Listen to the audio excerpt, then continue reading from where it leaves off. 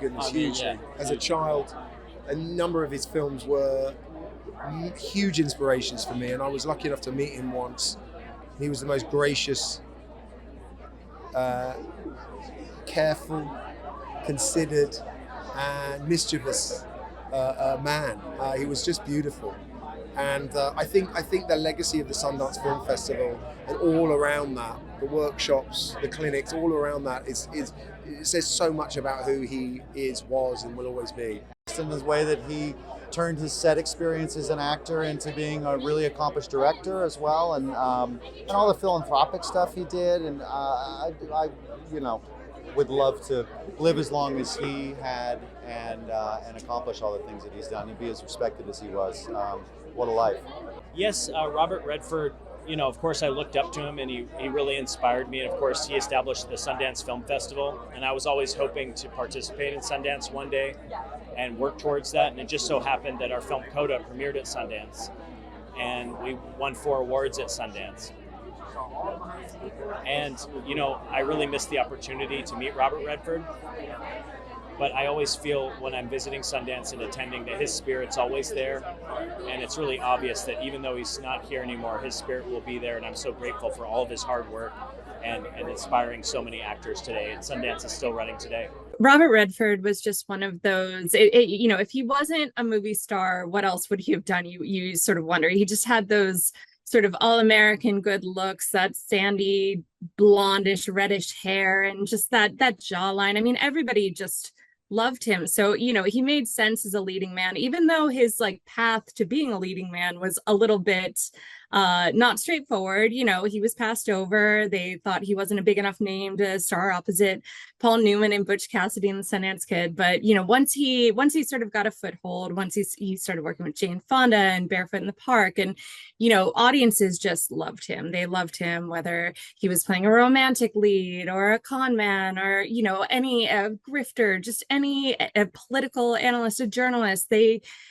He became one of the biggest stars very, very quickly, and it just never went back. If you looked up movie star in the dictionary for a very long time, it would be Robert Redford. But the thing that I think that made him such a movie star, that made him such a star, was that he was this very humble, very grounded man. He didn't want celebrity. I don't think he was seeking out the spotlight. The spotlight sort of found him, and he took that spotlight and did a lot of good with it. So you take the beautiful looks, the talent, the social activism, and you tie it up in a bow, and it was just this classic, beautiful movie star.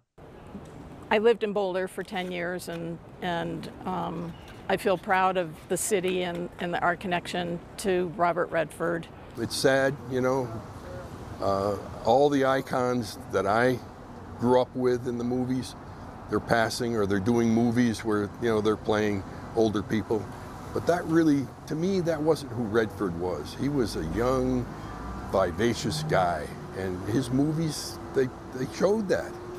Multifold. It was a huge loss to our community.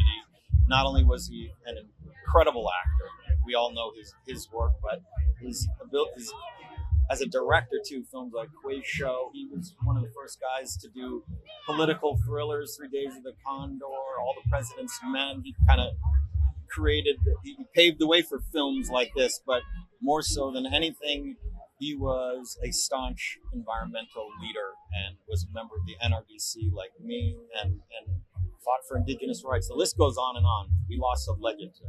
See, this is icon beyond icon. It's so sad. It's inevitable. It just happens.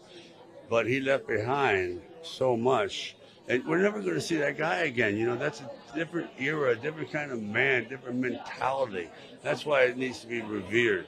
When I was working at Sundance, I started over 25 years ago, was there for 4 years as a kind of junior fundraiser. Bob brought me in because he wanted to decrease reliance on corporate sponsorships and create a tradition of philanthropy from individuals. So I was the first, I think my title was Associate Director of Individual Giving. My first week, I meet Bob. He was my boss's boss's boss. but he was incredibly hands-on, and he's an icon. He's an Oscar winner. I couldn't believe that I was having a conversation with Bob Redford, but what I took away from that experience was his incredible depth of commitment to independent voices and filmmaking.